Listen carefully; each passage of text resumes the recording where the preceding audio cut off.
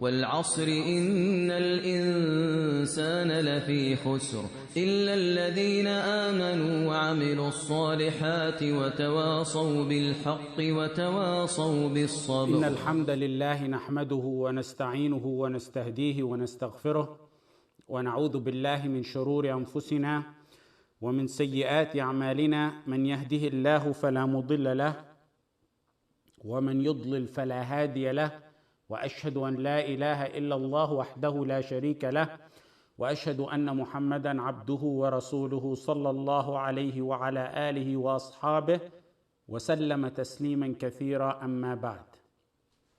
We gave part 1 of Surah Al-Asr last week, and this will conclude inshallah tafsir Surah Al-Asr. The last point, and this is the proof on the 4 fundamental principles. Surah Al-Asr is the proof on the 4 fundamental principles. The last point we spoke about last week was that Allah gives an oath by that which He wills, and humans only give an oath by Allah. Allah can give an oath by creation, we can only give an oath by Allah.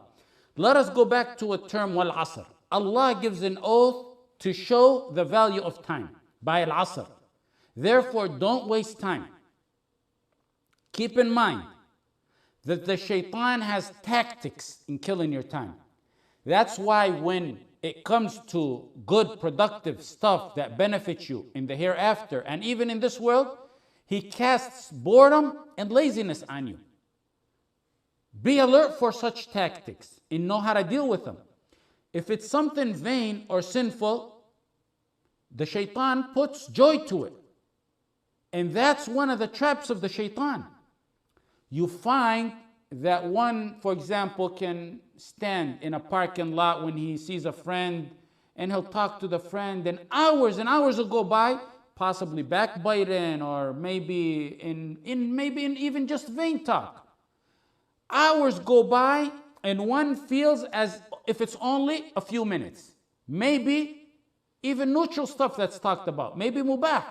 The shaitan doesn't care as long as he can keep you away from obedience out of envy, that he doesn't want you to do that which he is deprived of. Suddenly you go home and you're too bored to stand up for 5 minutes in Qiyam al-Layl. Or the Imam in Salat al-Isha or Salat al-Fajr reads what the Prophet ﷺ used to read, and one starts to shake his legs and move in boredom and starts looking at his watch or in the sky, and that's what you see of their appearance, and what's in the heart could be even possibly more. You find people who are sitting with friends at such ease and peace, fully attentive and engaged into conversation as if they have no worries. And basically, if you ask them, they probably tell you, we forget our worries when we're talking to our friends. And if he breaks for salah, suddenly the shaitan comes to him and reminds him of the stresses of life and school and tests and appointments and kids and other matters to distract him from that which benefits him in the hereafter. A true believer, his coolness, the coolness of his eyes is in salah and dhikr. The Quran and Sunnah states so. Today, the coolness of the eyes has become in everything outside or except dhikr and salah. So Allah gives an oath by al-asr, by time, to draw attention to time. You're made of time. You're made of seconds, minutes, hours, days, months, years. You are made of that. When today leaves and today ends, you buried a portion of you. That's what you got to think. When you pray Salat al-Maghrib every day, that's the end of our day. Maghrib after that is the beginning of the following day. You've buried a part of you right there and then. One is like a building. Your age may be 20, maybe 20 stories up, maybe 75 stories high rise. Every day that goes by, a brick is taken off that and placed in the hereafter. Every sunrise and then sundown that you don't gain deeds is a day you'll regret. If it's in haram, we all know that. If it's in normal mubah stuff, it'll be regretted because you didn't gain a higher level in Jannah. You're made up of time. Time passes and we enter Jannah based on what we invested in our time. Wal asr. That's why Allah gave an oath by al asr. Minutes passing are your principal. They're your capital. Every day that passes by, you bury a day out of your life.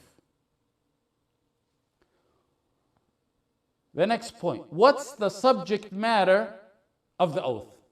What is so important that Allah needed or wanted to give an oath about? What is it so important that He wanted to draw our attention to look into? Innal insana lafi khusr. The subject matter of the oath is that everyone is at a loss.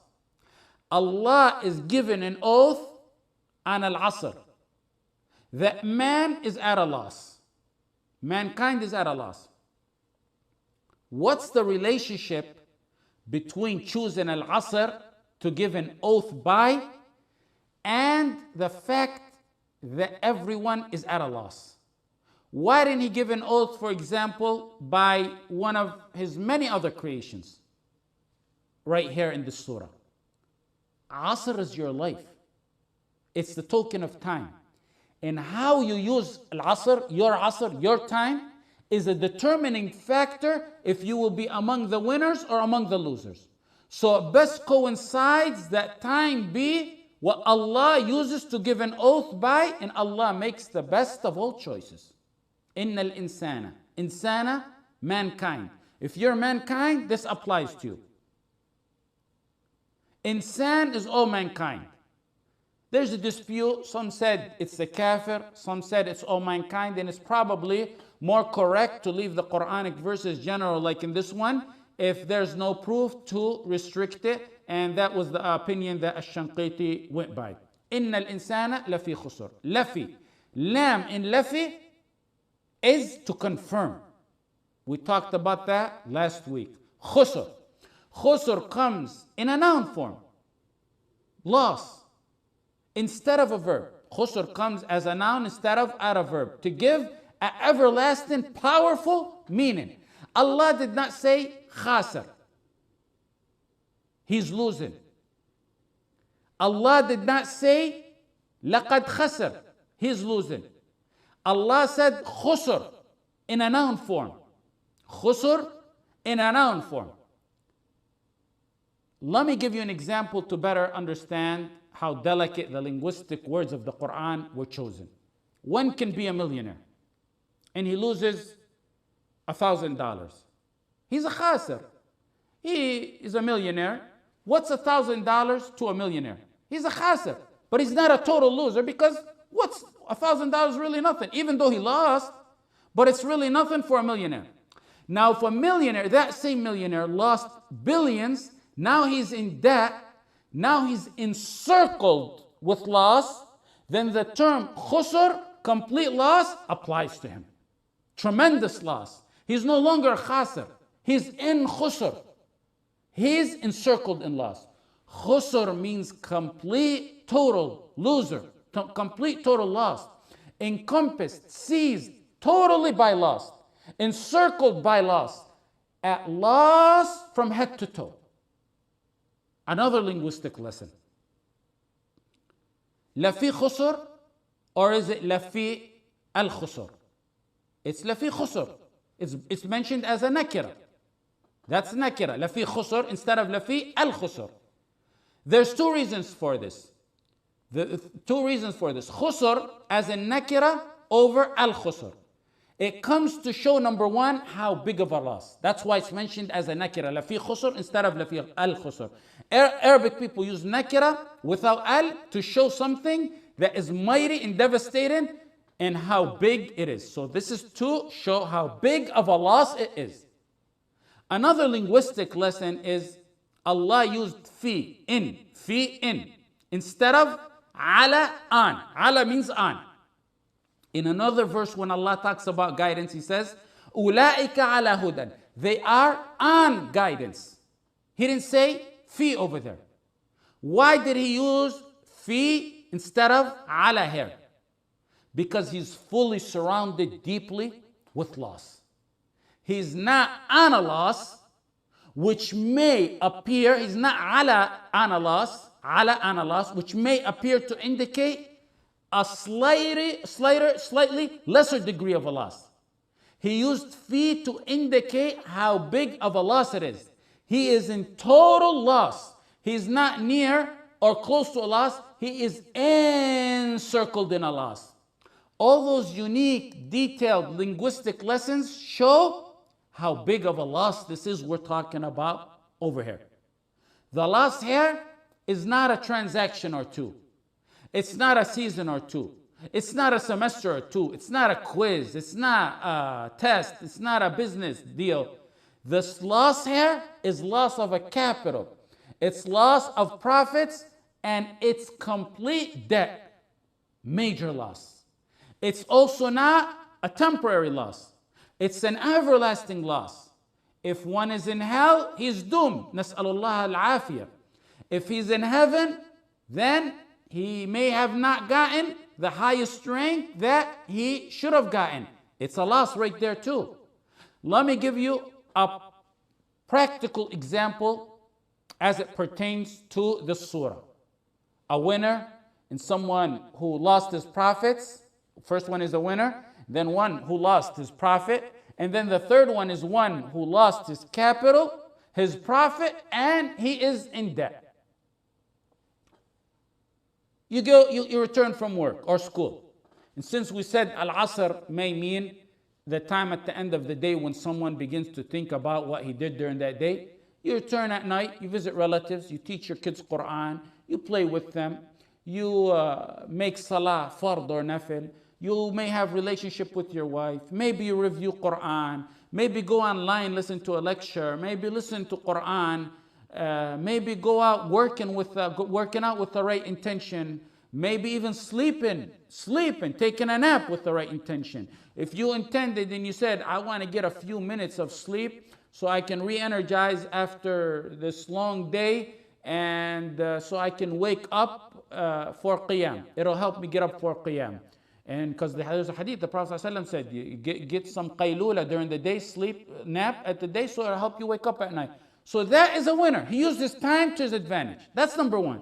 Number two is someone who came back from a bad day. You usually come back from work or school upset or thinking or worried, and you're brainstorming and you're thinking, sitting there just merely thinking about what happened. Anything you do idle where you're not gaining deeds, you're at a loss. You lost profit. You may have not gotten sins. We're not saying you got sins for sitting there and thinking and drooling over what happened. But that same time is a loss because you didn't take advantage of that time. What's the surah start with? Al-Asr. Time. Any businessman will tell you money you have, you stack away, that's not invested is money lost. Money not invested is money lost. Take it and say, time not invested for your akhirah is time lost. It's so simple to get ajr. In fact, with the right intention, there's nearly nothing you can't get ajr on. You go work out with the right intention, ajr. You sleep and take a nap with the right intention, ajr. You play with your kids, ajr. Now the third scenario is one that will return from work, use that time to hang out with his friends. He uses that time to hang out with his friend. Now what's a common epidemic today in settings? Backbiting, gossip, watching that which is prohibited, maybe listening to the instruments of the shaitan, sitting with your friends, or going on the net and typing away in the honor of those dead and alive. You see and hear of frogs who don't know if they'll wake up Muslim or otherwise, performing dissection and anatomy with their tongues on the honor of people whose destiny is now with Allah.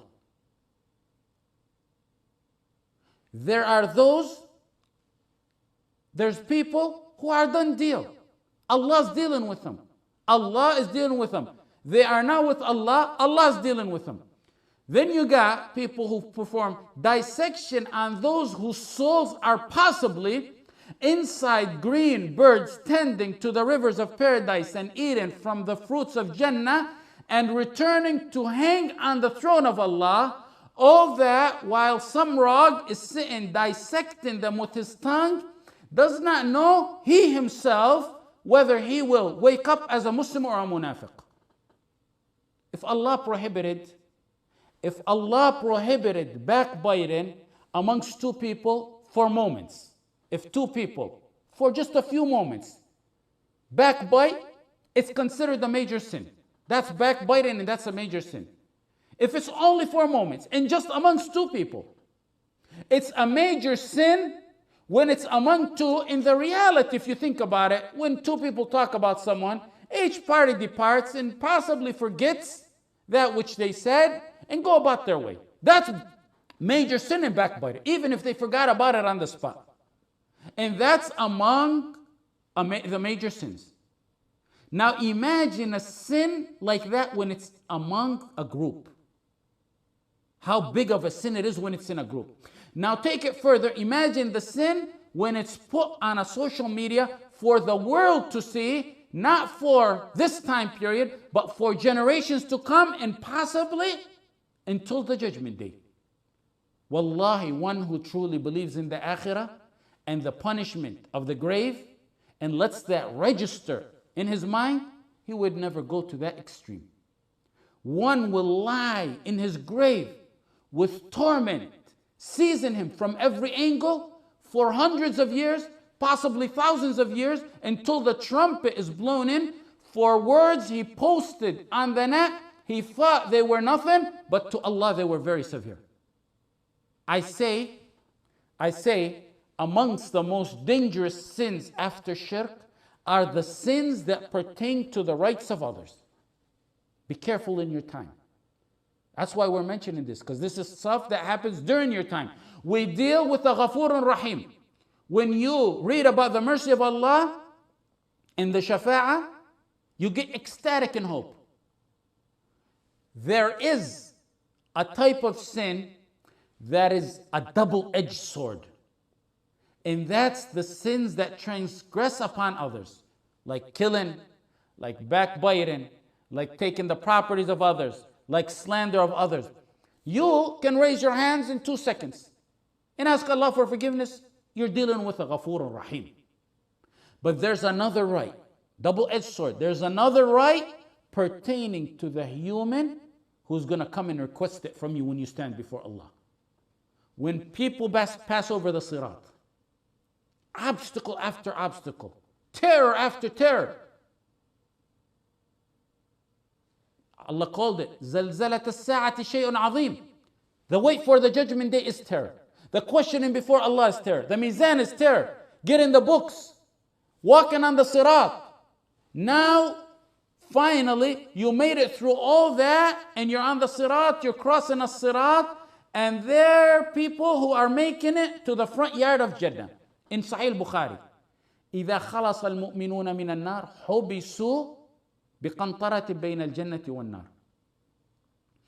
فيتقاضون مظالم كانت بينهم في الدنيا حتى إذا نقوا وهذبوا أذن الله لهم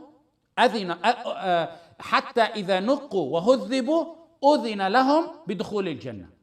Abu Sa'id al-Khudri radiyallahu anhu in hadith in Sahih Bukhari said, when the believers cross over hellfire, over the sirat, they're stopped at a bridge called Al-Qantara, an arch bridge called Al-Qantara, before they get into paradise. What's that bridge for? They will be given retribution for injustices between them until they're fully purified. Then after they're purified from rights amongst each other, then they'll be told, you can enter Jannah. Qantara may be the edge, the last portion of a sirat, but I believe from what I read, I believe it's actually another bridge, a second smaller bridge after a sirat, that's like a detour for believers of this ummah who have rights amongst each other before they get to step on the front yard of Jannah. Whoever contemplates and fully realizes the akhirah, and sit, when you think about it, as it's happening before you, that what I just told you, sit and imagine it before you. You could never commit a sin like this.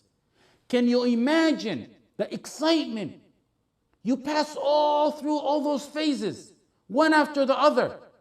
You just finished passing the claws that take you, kalalib, that take you and pull you from the sirat onto Jahannam. You just passed that phase. Just as you're about to put your foot in the front yard of Jannah, one group goes forward to the front yard of Jannah joys, and another group goes to Al-Qantara to settle the disputes they had between Muslims and get purified before they're allowed to enter the front yard of Jannah. Is anyone worth stopping you for a millisecond from putting your feet on the front yards of Jannah? Imagine with me. Ask you by Allah to imagine with me that you're on the Qantara. Jannah is an eyesight away. You can see Jannah from the Qantara. You get in sins of someone you despise so much that you spoke about him and slandered him. Can you feel the agony you're going to be going through? Because still at this point, after this point, Allah's going to remove all heart feelings. وَنَزَعْنَا مَا فِي صُدُورٍ مِّنْ غِلٍّ. But at this point, you're going to feel the pain of it.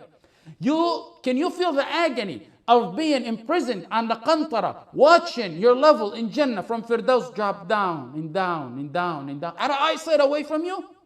Can you imagine the agony of seeing people in the front yard of Jannah? Some people possibly crowded about Ibrahim alayhi salam. Some people going to Nuh alayhi salam to meet with him. Some people going with Aisha to meet the wife of the Prophet sallallahu. Some going to meet Khalid ibn al-Walid and Abu Ubaidah, smiling and joyous. They made it to the front yard of heaven, and you're there on the Qantara getting your ranks stripped down, one after the other, for something you said about a believer, or something that you took away from the rights of a believer. The one you despise so much, is he worth the most valuable asset that you have? Your ranks in Jannah? If indeed you want to backbite, then slander your mom and your dad, or your sheikh, or someone you really love. Because if you get stopped on the Qantara, it'll be your mom and your dad getting their ranks higher, while yours get slower. Why did the Prophet ﷺ call someone who transgresses on another's rights bankrupt? Ask people who know finance. If someone has no wealth, zero, do you call him bankrupt? No, you don't call him bankrupt. Someone you refer to as bankrupt is not someone who never had nothing. It's someone who has a lot and then lost it. Those who slander, backbite, transgress on the honor and the rights of others, they have deeds, lots of deeds. In one hadith, the Prophet ﷺ said, like gibreel Tuhama, huge mountains of deeds. But they become bankrupt, they lose it all. They hit someone, he takes some ajr. They slander, that person gets some ajr. You really get amazed at how loose some tongues are and how released some jaws are when it comes to the honor of their brothers. Because they don't really comprehend these. The akhirah in them is not really deep in their hearts. Basically, we gave scenarios right now of how one took advantage of the hour and became a winner.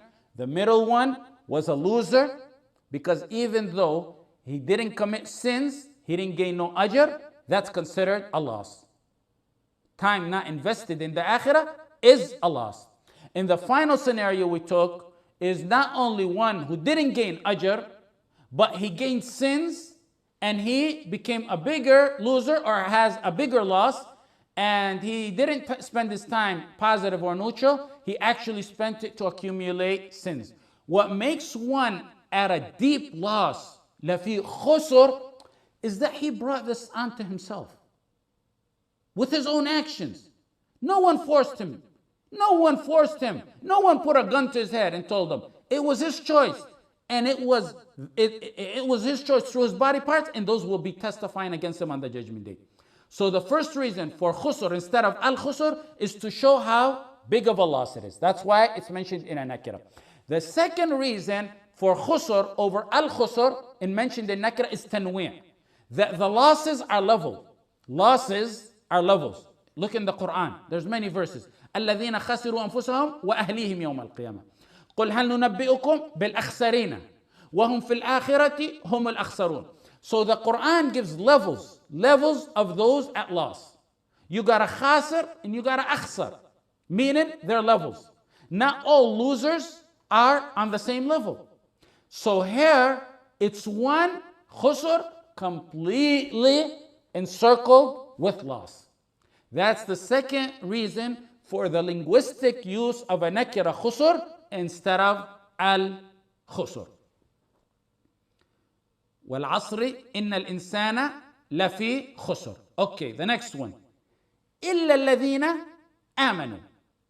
إلا الذين آمنوا. Notice how Allah generalized that everyone is at a loss, then drew an exception. Everyone's at a loss, that's the verse.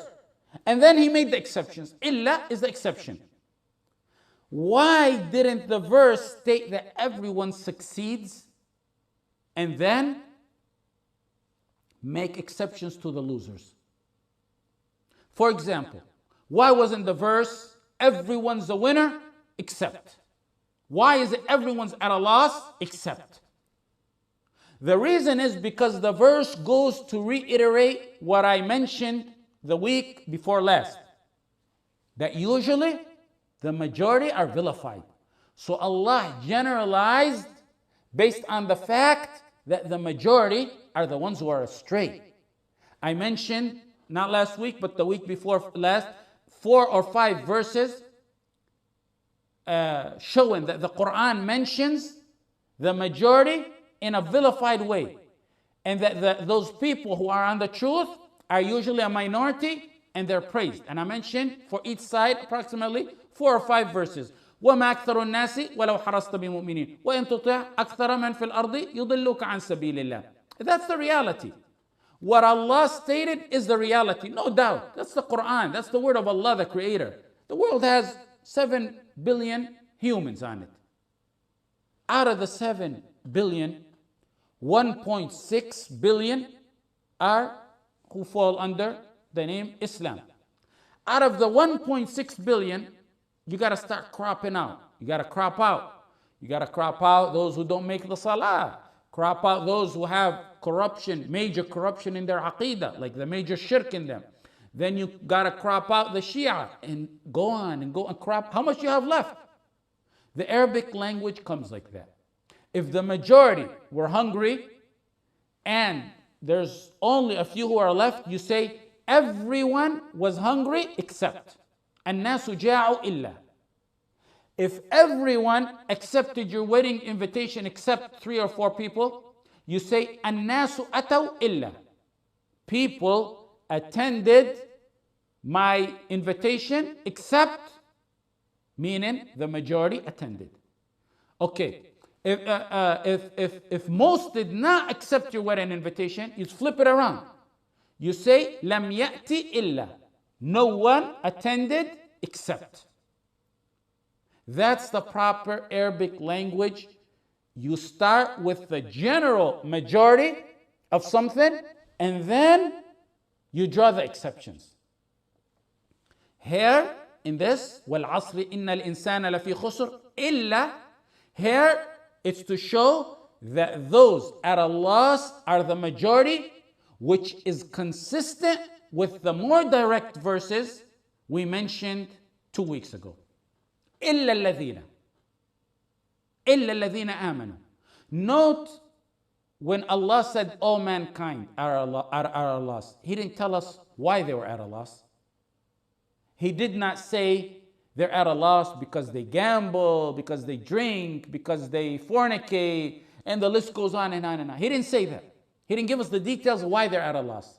He could have said, وَالْعَصْرِ إِنَّ الْإِنسَانَ لَفِي خُسْرٍ الَّذِينَ أَشْرَكُوا وَزَنَوا وَقَتَلُوا وَنَهَبُوا. And he could mention characteristics of those, why they're at a loss. Instead, Allah told us the exempted and those who are exempted and the qualities of the winners.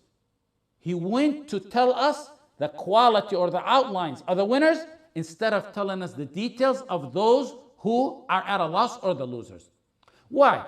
Because speaking about the losers is endless. It'll go on forever and ever. So many characteristics, so many types. There's many reasons for being a loser, but the outline for being among the winners, the ones who are successful, is simple. It's a simple, easy outline to follow. What are they? They're the 4 fundamental principles that we've been talking about for the past 11 or 12 classes that we've been teaching. That's why the Quran in other verses speaks about the straight path as a singular path. And even in some hadith, it's a single path. It comes in singular form. When he speaks about other paths, it comes plural. وَأَنَّ هَذَا صِرَاطِي مُسْتَقِيمًا فَاتَّبِعُوهُ وَلَا تَتَّبِعُوا السُّبُلَ وَلَا تَتَّبِعُوا السُّبُلَ. Verily, this is my straight path. So follow it and follow not the other paths. Sirati is singular. My path is singular. One simple path. Subul, the deviant paths, is plural. So the right path comes as singular, and the deviant path comes as plural. Okay, إِلَّا الَّذِينَ آمَنُوا. This is the first principle of the 4 fundamental principles that the author of Usul al-Thalatha called the first of the 4 fundamental principles of the introductory principles in the book. You remember he said the first principle is to know. To know Allah, the Prophet Muhammad ﷺ, and the book. Why do you know about Allah? Why do you need to know about Allah and His Prophet Muhammad ﷺ and the book? In order to believe. آمنوا إلا الذين آمنوا. Knowledge is what gets you to believe in Allah, His Messenger, books, and angels. We don't need to talk about this since it was covered in detail when we talked about the first of the 4 fundamental principles. What may confuse someone though is the author in the book, in our book right before us, he mentioned the principle as knowledge. But here, when we look at it in Surah Al-Asr, in the verse it says, Iman, illa alladhina amanu. But the author mentions it as knowledge. In knowledge in Allah, the Prophet, and the book. Because the author is trying to get this principle to you of Iman, the principle of Iman to you. But the only way you can get Iman is through knowledge. Can there be real Iman without knowledge? No. So that may cause a confusion as to why the author mentions it as knowledge, and in the surah he uses as proof, it's mentioned as Iman. Iman is the fruit of knowledge. It's derivative from knowledge. That's why the author in number 1, he says knowledge.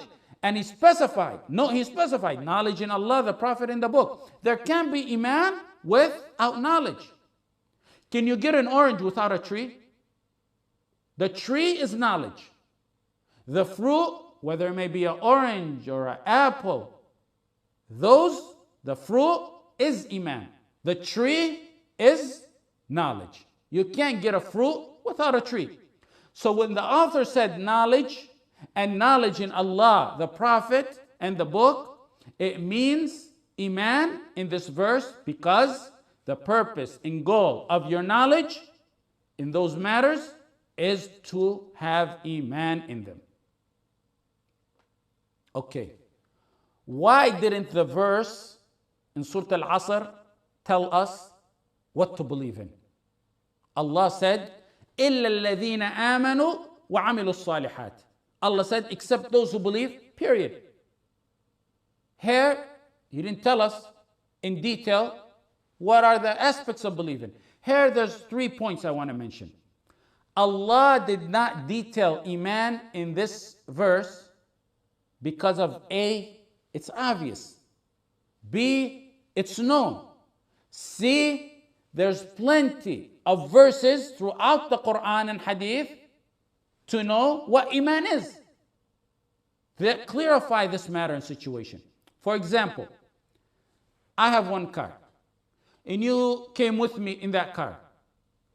And on our way leaving right now, I hand you the keys and I tell you, go pull my car. I'm standing on the sidewalk and I say, go pull my car. Would it make sense for me to say, go pull up my red Chevy or whatever car I have with the license plate so-and-so? You just came with me. You know what car it is. You know which car it is. So I say, just go pull up my car. Same thing with Iman. The second point is, when Allah left Iman open-ended, it's to believe. Leaving it open-ended like that means to believe in all of what one is supposed to believe in, not one aspect and leave other aspects. All of Iman, meaning it becomes general. When Allah left it open-ended, it becomes general to encompass all of Iman, so that it includes Iman in Allah, the angels, the books, the messengers, the qada and qadr, and the details of all of that. The third point is, when Allah left believing open-ended, it meant believing in the guidance of Allah and not every myth, fable, and superstition that you come across. For example, we have solid hadith, and even before that we have Quran that tear a heart in fear pertaining to the punishment of the grave or matters of the akhirah. Yet some people don't get moved by it, because the Iman is not fully rooted in it, and there's also lack of understanding of the Quran. But then you get a story. You can smell it's fabricated a million miles away about someone who, for example, got buried, and the guy who buried him dropped his wallet in the grave. Then when everyone was sleeping at night, he remembered his wallet, so he went and dug up the grave to get his wallet, and no one seen it but him. And then he found that body charcoaled, and his face was flipped opposite of the Kaaba. And then to top it off, you scroll down and you find if you don't pass this on to 10 people, you're going to die. Or your family members are going to die. When Allah said to believe here, it's to believe in the verses, Iman, in the guidance. Not to be. Islam doesn't want you to be feeble-minded. A believer is clever. A believer is clever and astute. A believer is smart. When the Prophet Muhammad sallallahu alaihi wasallam went to Isra, and the Quraysh got a hold of Abu Bakr, they said, now we got Abu Bakr, the Siddiq. This was before the Prophet sallallahu alaihi wasallam got to him. They said, listen to this one, Abu Bakr. Your friend, he come up with this big one. Can you believe your friend went from Mecca to Aqsa and returned and then to the seven skies and returned in less than one night? The man who's called a Siddiq, he was a believer. He was a believer, those who this verse talks about, Amen. He was a believer in guidance, not a feeble-minded man. He set the rules straight. And he said the statement straight in a few words. He said, if he spoke it, it is the truth. إن كان قال فقد صدق. Meaning, you guys are probably liars. But if this really came from the Prophet Muhammad sallallahu alaihi wasallam, it's true. It's done deal. If it's in the Quran, if it's in the authentic hadith, whether it enters your mind or doesn't enter your mind, we really don't care about your mind. But don't be gullible to believe in everything you hear. إلا الذين آمنوا وعملوا الصالحات. عملوا الصالحات. Those who do good deeds. This is the second one. آمنوا, the first one is believe. عملوا الصالحات. Do good deeds. Allah in 51 verses directly combined between Iman and good deeds. Iman must have actions and conduct. Note the order of how action comes after knowledge. There can be no good deeds except after Iman, which cannot happen without knowledge. So knowledge, then Iman, 1 and 2, or you can put those at the same level actually. And then the next one is to act on it. This is proof that there's no Iman without action. Those you confront about performing actions of Islam, and then you get the answer always, Iman is in my heart. The Quran, when combining between amanu wa amilu salihat 51 times, in reality declares them liars. Those are liars. We're not talking about someone who said his shahada in dhuhr and before asr he died. And you say, oh, is he a Muslim or not? He didn't have the opportunity to exercise any of the actions in Islam. We're not talking about exceptional situations like that. Exceptional situations where the timing of any obligatory act never occurred. We're talking about deceivers who live a lifelong time void of deeds, and when you approach them, they say, Iman is in my heart. Iman is like a seed. It's like a seed in the heart.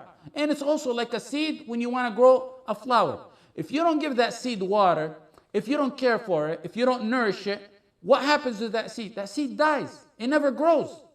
If that seed stays there for 2-3 weeks with no action, no care for it, that iman, that seed, dies and becomes worthless. So you need deeds to liven your heart. Al-iman hayat al-qulub. Al-iman hayat al-qulub. Iman is your internal life. Internal life. Wal-amalu hayat al-zahir. Actions are your external life. Nothing can have life internally and not externally, or the opposite. And if they do have life, one way or the other, not the other, it's going to be temporary, and the other missing half is going to kill the other half.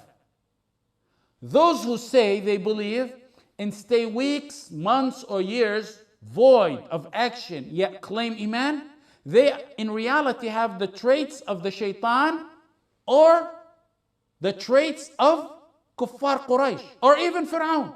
Look at the verse of Allah. وَجَحَدُوا بِهَا وَاسْتَيْقَنَتْهَا أَنفُسُهُم. The kuffar, Allah is talking about him, said, وَجَحَدُوا بِهَا وَاسْتَيْقَنَتْهَا أَنفُسُهُم. Surah An-Naml. They belied in the ayat, though their own selves were convinced. Inside, internally, Allah who knows in the heart said, internally in their hearts, they had iman. They internally had conviction. But their outer actions resisted and they were declared as disbelievers. Those who claim to believe, void of actions in their life, resemble Fir'aun, because deep down Fir'aun was like this category among those who believed in his heart. How? Pay attention. Between Fir'aun's status, where he used to say, Ana Rabbukum al-A'la, I'm your supreme Lord, and saying, I believe in the Lord of Musa. He said that in his last moments. Between the two is moments. When one gets afflicted, he usually turns to that which is genuinely in his heart. You see someone astray for 50 years or more or less. He may be in the peak of his arrogance. Then he gets told he got cancer and he's going to die. Suddenly, he turns to Allah. Someone I know of recently, I heard of from his family member. Someone who used to go to the extent that the curse of Allah was on the tip of his tongue. He goes to the hospital in a painful disease, very painful disease.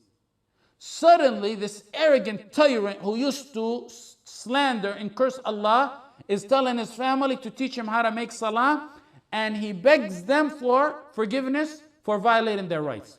What makes the hidden truth surface in that hardship? Does one acquire the truth so suddenly and drastically after being ill? Or was it buried within him and it got dusted off with the calamity? Usually, those sudden, drastic changes like that are the result of the truth being buried. The calamity comes and dusts off that, and the truth surfaces. It's like a red carpet. Probably the best way to explain is like a red carpet. A red carpet over time, especially in our old countries, the dust is in the region. You take a stick, which is like the calamity, you hit that red carpet, the red color resurfaces. The point is the truth is in a lot of the kuffar who Allah spoke about. Allah said, وَاسْتَيْقَنَتْهَا.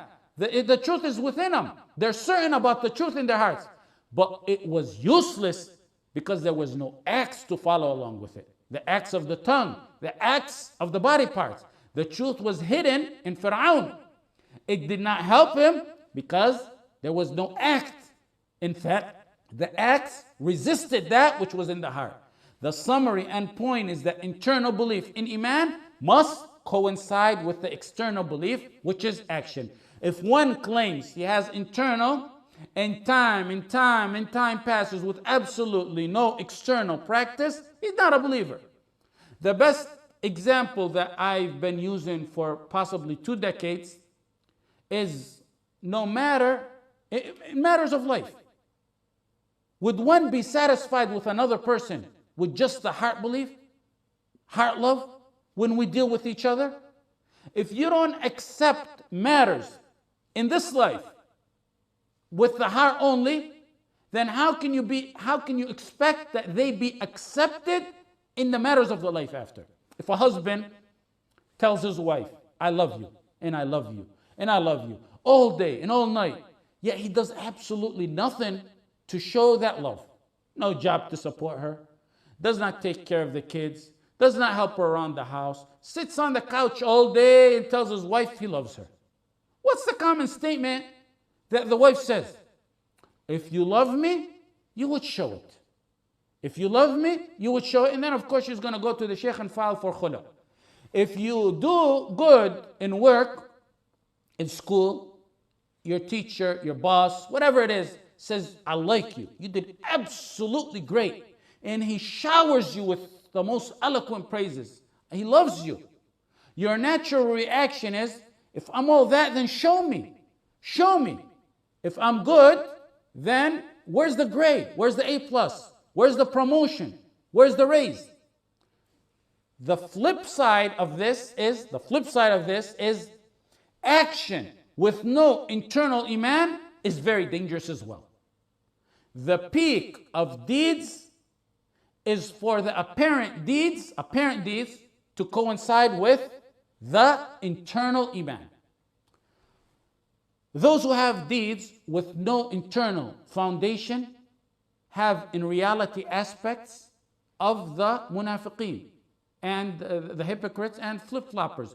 Those are the people who you really find with relapse. Those are the relapse in their belief. The ones who relapse are this kind of category. You see him with the appearance that he's a true devout Muslim. To you, that it appears like that.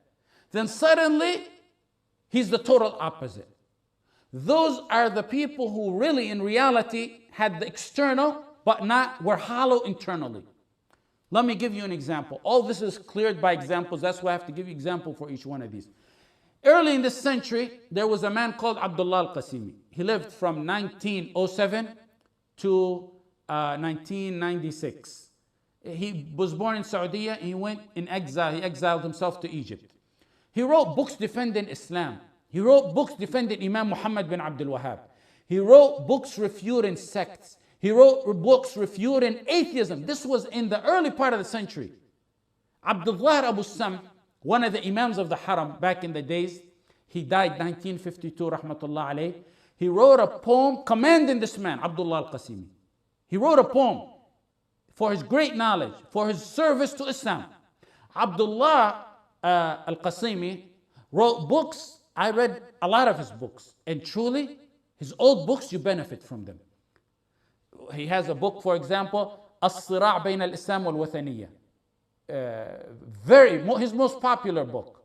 He has a book called Al-Buruq al-Najdiyya. He responds to those who claim that one can have intercession with creation. Basically taken about the major shirk.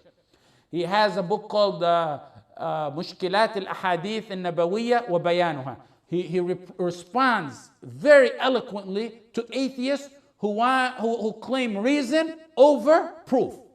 He has a book called Al-Fasl al-Hasim Bayn al-Wahhabiyyin wa Mukhalifihim. And he has another book called Shuyukh al-Azhar. And he has another book called Al-Thawra al-Wahhabiyya. Books where he defends the true Tawheed and the followers of true Tawheed. He has a book called the popular book Hayat Muhammad. He has a book with commentary on that book. If you read his books, or if he had back then tapes or YouTubes, this would have been an imam on one of the biggest imams on the path of Salaf, vigorously defending Islam and the core of Tawheed. Not just regular Islam, the core of Tawheed. That's how it looked. That's how it appeared. But was it really like that? In reality, he's an example of one whose outer action didn't match his internal action. Like many of the ignorant heads that you see today. Maybe not at the same level of him, but it's the same problem. Those who went from apparent talk of ayat and hadith and tawheed and sayings of the salaf, they went from that 15 years ago to suddenly they're now modernists or right at the border of being modernist. From uttering Quran and Sunnah to being more like now political analysts worthy of, instead of talking Quran and Sunnah, they're worthy of taking the position of John King on CNN. Some whose present day recordings refutes their recordings 15 years ago. And 15 years ago recordings refute their present day talk and writings. Those are the people, both in the East and the West. They're available in the East and the West. The reality is they may not have gone to the extreme of Al-Qasimi, who went to an atheist after defending Tawheed, but they have aspects of the common denominator is the internal didn't match the external. Nas'alullah al-afiyah. That's a problem. I'm saying it's not as bad as Al-Qasimi because he went to a full-blown atheist, but these people, the internal didn't match the external. For example, Al-Qasimi, who went from defending Muhammad bin Abdul Wahhab to a pure atheist. Later on, why I say didn't match. Later on, some of his close friends said that when he was writing these hardcore books on Tawheed and Aqidah, defending Islam, in his private settings with them, he would debate with them matters that were extremely unusual. They would say, how could this man talk about this? One of his friends, I read once, one of Al-Qasimi's friends said, at the time he was defending Aqidah and Tawheed, in his super settings, he would raise issues doubting the Prophet Muhammad sallallahu alaihi wasallam and Allah. We didn't know about that. We seen the surface of his books. Then his friend said, then I would see him in a gathering in the daytime, teaching to a group and a crowd, Sahih Muslim. So then I say to myself, the talk we had yesterday is just probably shaitanic whispers because it's impossible. At nighttime he's having doubts in the Prophet ﷺ, in the daytime he's teaching Sahih Muslim. The main diagnosis of the likes of the Qasimi, who went from Tawheed carriers and defenders to pure atheists, is that there was a mismatch between the internal and the external. The internal iman did not coincide with the external. When you're asking, ask Allah like the Prophet sallallahu alaihi wasallam. Ya muthabbita, ya muqallib al-qulub, thabbit qalbi ala dinik. The authentic hadith that the Prophet sallallahu alaihi wasallam used to make a dua in a Jami' al-Saghir. O Allah, the turner of the hearts, keep my heart firm on your religion.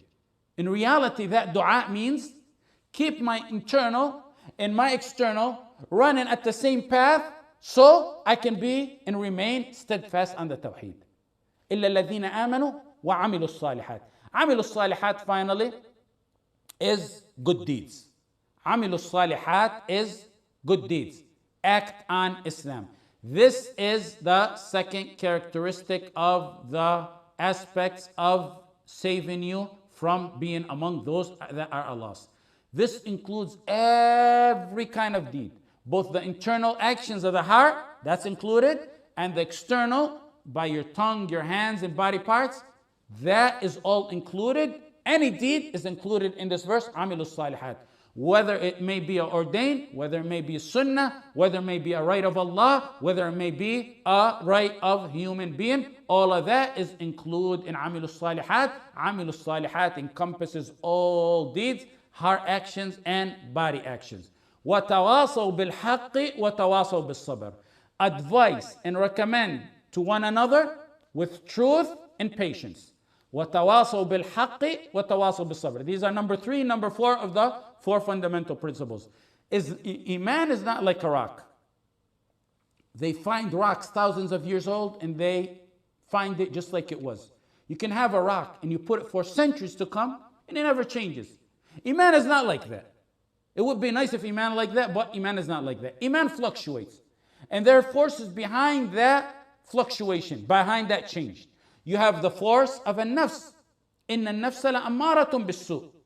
And you also got, number 2, there are 3 things. Shayateen al-ins. And then you got shayateen al-jinn, which are mentioned in the Quran. These forces are out to get you. Sometimes one of them attacks you. Sometimes 2 attack you. And sometimes you got all 3 on you, attacking you to misguide you. Sometimes they attack you with full force. Sometimes they attack you lightly. So how do you keep all these forces in check? 2 ways. تواصوا بالحق وتواصوا بالصبر. Advice and recommend in truth and patience. Your Muslim brothers, help you restrain, and your Muslim sisters, help you restrain the evil nafs, the temptation of the shaitan, the temptation of the jinn, and the ins, the evil ins that instigate you to do haram. By how? By the righteous advising you. You need your brothers because when one is alone, he melts. If you have 10 cups and you put 1 ice cube in each one of those 10 cups, then you have 1 cup by itself and you have 10 cubes in that cup. Which one melts faster? When each one is individual, it's going to melt faster. تواصوا بالحق وتواصوا بالصبر. Why did Allah say تواصوا instead of أوصوا? Why did Allah say تواصوا instead of أوصوا? The reason for the word تواصوا rather than أوصوا is it was used because advising and recommending the truth and patience is not directed to a certain category of believers. It's for every believer, for every group, for every category. Tawasaw is da'wah. Da'wah is not a monopoly, nor is it exclusive. It's not for a certain category over another. It's not exclusive for some over another. Had it been also, then yeah, it may have been directed to a certain group. But when it's tawasaw, it means it's open for all. It's the duty of all. It's the duty of all what? It's everyone's duty to advise and everyone's duty to accept advice. That's what tawasaw means instead of also. There's no one better than another in this ordeal. There's no sheikh immune from this. There's from getting advice, and there's no students. There's no layman immune from getting advice or giving advice. Students, sheikhs, imam, we're all equal. There's no hierarchy in this matter. Everyone in this we're all together in this matter. Like some countries, for example, they have the agency called the Agency of Propagation, the Virtue, propagation of virtue and the prevention of vice. And some countries, they try to limit ordaining the good in da'wah to that group right there. Had it been also, they would have had proof. But when it's tawasaw, no. Every believer must advise his brother, and every brother must accept. We're all in this equal. There's no send button, yet no receive. We all got in this matter a send and a receive button. A believer to a believer is like 2 hands. One washes the other. One hand can't wash itself by itself. You need another hand to wash the hand. And that's what a believer is to another believer. If you want others to accept your teaching and advice, then you start with yourself. No matter who you think you are, you start by accepting advice of other people. We all have our faults. Wallahi, we all have our faults. And we all have our weakness. The ummah is one body. And we're here to help each other in this weakness. Someone may have a weakness in doubts. Doubts are like shubuhat. He gets doubts, for example, about Allah. Many people get that doubt. The shaitan instigates and he reaches a level where he begins to instigate doubts in even Allah, in the existence of Allah. Some people begin to have these shubuhat. But there's another person, a believer, who is strong in resisting the desires, the shahawat, the woman, the musical instruments, and that's called shahawat. The one who's strong in doubts has weakness in looking at haram, for example. So the one strong in an area helps his brother that's weak in the other area. If you're strong in shubuhat, you help your brother who's weak in shubuhat. You're strong in shahawat, you help your brother who's weak in shahawat. The tree of Iman, in order for it to be sustained, needs to be watered. You nourish your Iman by advising each other. Look at the table in your house. You leave for a month or two, or you're living in the house and you just don't wipe it off. It becomes dusty. When we advise each other and recommend for each other, it's wiping the dust off the table, off the hearts. Note the surah starts off with Iman alone. Amanu. Deeds, amilu salihat, it's alone. More like an individual capacity. Amanu, believe. Amilu salihat, more like an individual capacity. Now when it gets to advising, it's like a group-like setting. Because as a Muslim, you're a member of this ummah. Now it's a group effort. The ummah all together. All that comes from watawasaw. The third fundamental principle, advising in haqq, that's in reality what the author mentioned, da'wah. That's what we taught in the third principle. Haqq here, tawasaw bis sabri, وتواصوا بالحق وتواصوا بالصبر. Haqq here is a word used to summarize the revelation of Allah, the Quran and the Sunnah. تواصوا بالحق وتواصوا بالصبر. The fourth fundamental and final principle is here it's sabr, patience. Patience comes at the end like a bonus. This is like a bonus. It comes on top of all the good that we've already been talking about in the surah. If you look in between the lines of the surah, sabr, patience, is in reality within the lines of the surah 4 times. 1, إِلَّا الَّذِينَ آمَنُوا. A great portion of Iman comes through sabr. Some scholars were quoted as saying sabr is half of Iman. That's one. It's mentioned in between the lines right there. The second one, عَمِلُوا الصَّالِحَاتِ, those who do good deeds. Isn't sabr, patience, part of good deeds? We said عَمِلُوا الصَّالِحَاتِ is all the deeds. Isn't patience deeds? So it falls under number 2. وَتَوَاصَوْا بِالْحَقِّ, give advice. Isn't sabr included in the general word of haqq? We said haqq is all the Quran and the Sunnah. So isn't sabr part of that? So it's in the third one. But then finally, it's specified individually to show how important and essential and mighty it's supposed to be in your life and for you to achieve success. That's why it's mentioned as the fourth level of the surah. Patience to be obedient to Allah. Patience to stay away from the sins. And patience on and in trial and tribulations. In class number 10 and 11, we talked about patience in depth as the fourth fundamental principle, so there's no need to go over that. We're just talking about these matters in relation to the surah. Keep in mind though, patience here refers to all patience, all type of patience. Small matters and big matters. Even patience from boredom, the first thing that I was talking about in the class today. Patience from not being bored. Like we mentioned in the start of the class, the shaitan will come and cast boredom upon you to deter you from ibadah and from good deeds. So you have to have patience to resist that. Also, you have to have patience in what you're all doing here. What you're doing here. You have to have patience in learning, to learn.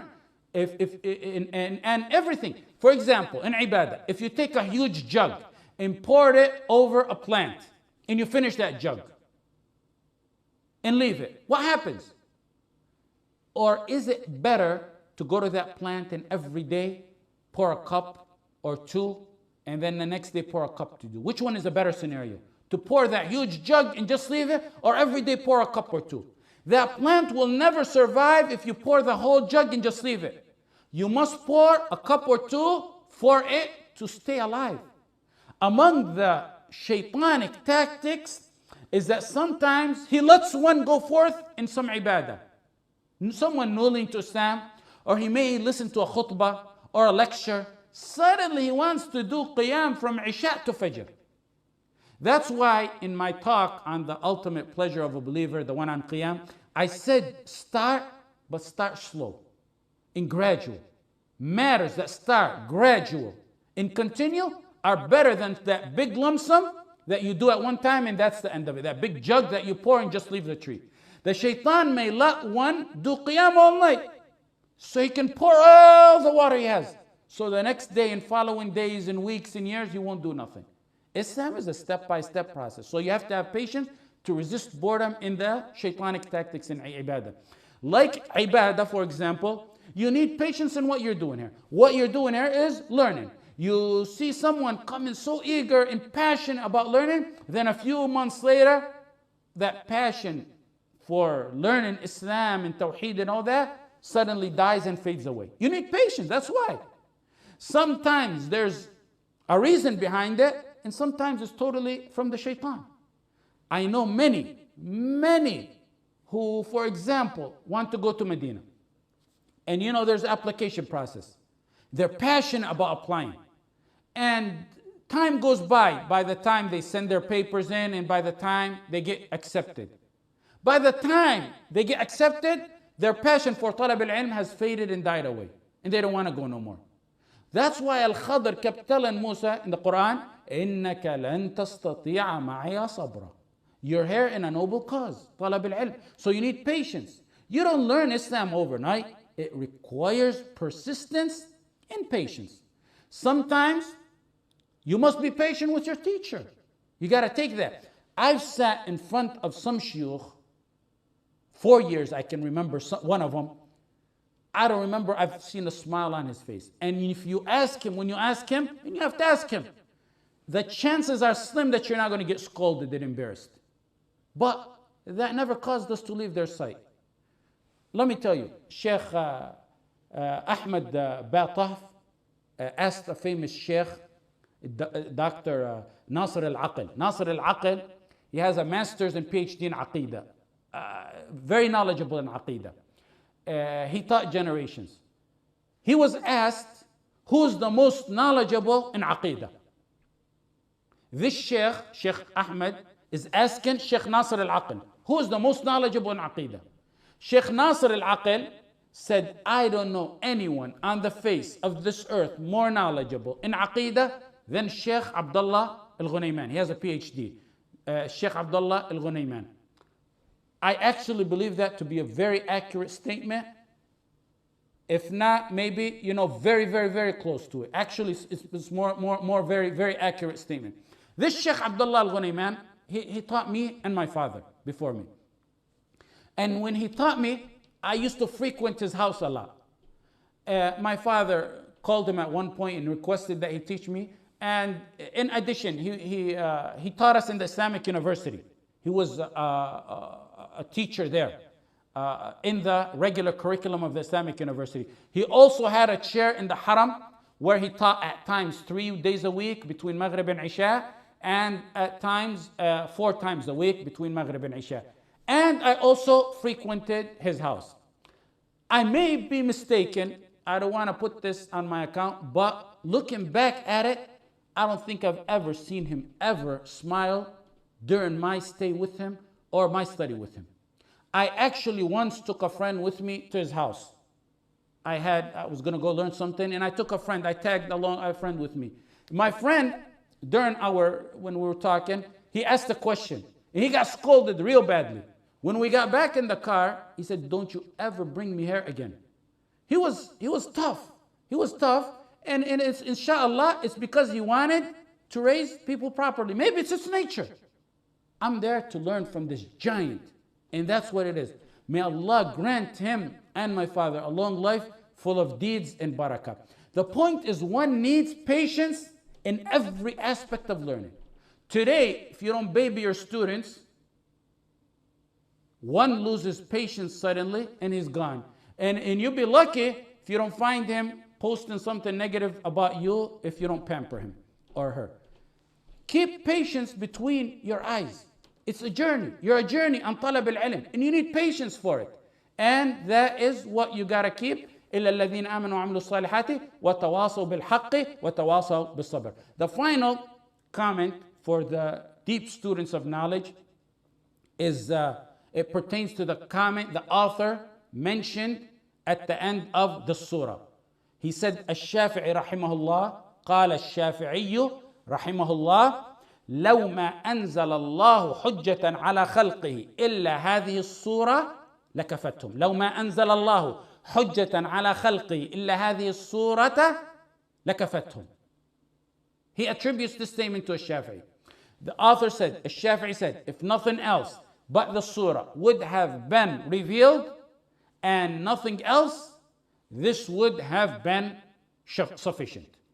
Okay, there's an issue with this statement right here. Note, first of all, note the statement. What's meant by the statement is not that we don't need nothing else but the surah. What is meant by those who quote this statement is you don't set the Quran aside and just take Al-Asr, is that this is like an outline. What's meant is that the surah is sufficient to show you an inspiration, an outline, an encouragement to direct you to the path of guidance and salvation. That's what they mean when they quote this quote. And notice I say what's meant by the statement if some scholars use it. Since I don't believe that this was the exact wording of Shafi'i rahimahullah. This as it is quoted in this booklet, I don't think it's the exact wording of Shafi'i rahimahullah. This statement as mentioned in Usul al-Thalatha is nowhere to be found by a chain. One of my shuyukh, a great muhaddith, Sheikh Ahmed al-Ansari, rahmatullah alayh, he's a great imam from Mali. And he left Mali at a young age to escape the French terrorists back in the days. And he landed in Mecca, in Medina, where he continued his studies, and he's a very prominent alim. Amongst his students are Ibn Gibreel is a student, Bakr Abu Zayd is one of his students, Salih al-Sheikh is one of his students, Sheikh Umar Fallata and Atiyya Salim, both of who were my teachers, are his students, and among his students is Sheikh Salih al-Suhaimi. This Sheikh Ahmed al-Ansari, he died rahmatullah alayh in I believe it was 1997 or close to that. Based on many, let me say before I go on, based on many requests when I mentioned these ulama, many wanted to know more. And inshallah, if we have time, I'll mention a short glimpse on these giants of Islam to revive their mention, because they're the leftover of the followers of the Sahaba. And because when you know about the true ulama, you'll end up knowing who's a alim and who's not.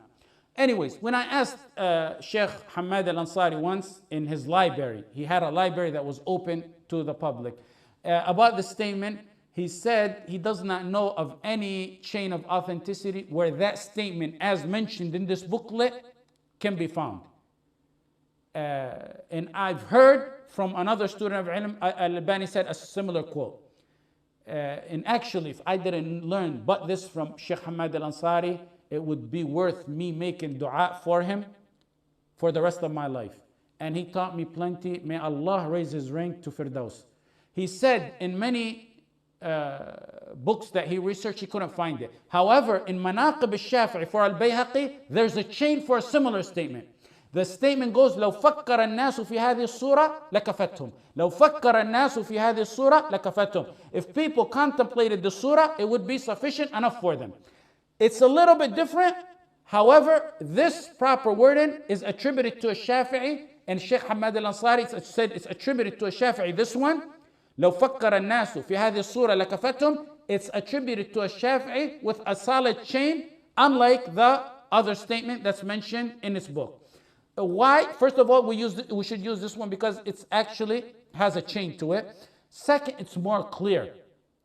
The statement is more clear as to what Shafi'i is talking about. Also, if you read Ibn al-Qayyim's works, and Ibn Taymiyyah al-Shaykh, and Ibn Kathir, and al-Shanqiti, they all mention it. لو فكر الناس في هذه الصورة لكفتهم. They don't mention it like it's mentioned in this booklet. So now, why did the author here say the other one, which is لو ما أنزل الله حجة على خلقه إلا هذه الصورة لكفتهم? Why did he use that? If the correct one is the one in Bayhaqi, Manaqib al-Shafi'i, why did the author here use it? Why did he use that? Why didn't he use in this booklet لو فكر الناس في هذه الصورة لكفتهم? Even though لو فكر الناس في هذه الصورة has a chain and the meaning is more clear. Maybe that the author here quoted the meaning and not the word for word verbatim of what Shafi'i did. And if you look into the works of Muhammad ibn Abdul Wahhab and those who mastered the work of the Imam, the author of this booklet, sometimes, when you study someone's books for so long, you get to know a trend of how he writes his books. So some of the ulama said that he quotes by meaning. So there's no problem in that, the fact that he quoted by meaning, but we should stick to the one with a solid chain because first of all, it has a chain, and second of all, the meaning is more clear. وجزاكم الله خير. We went a little bit too long, but alhamdulillah, we did a portion of what we're supposed to do of Tafsir Surat al-Asr. جزاكم